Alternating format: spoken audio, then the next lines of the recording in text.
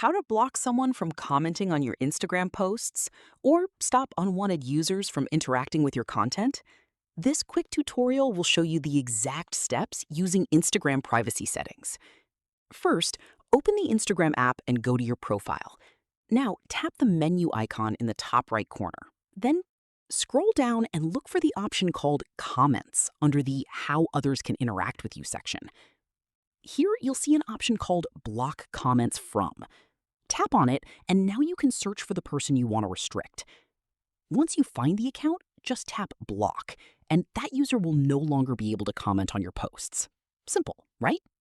Actually, it's one of the easiest ways to control your comment section.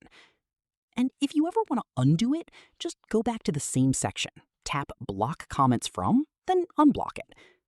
One important thing, the person won't be notified, and they can still see your posts, they just can't comment. So yeah, this is a simple way to improve your Instagram privacy and comment control settings.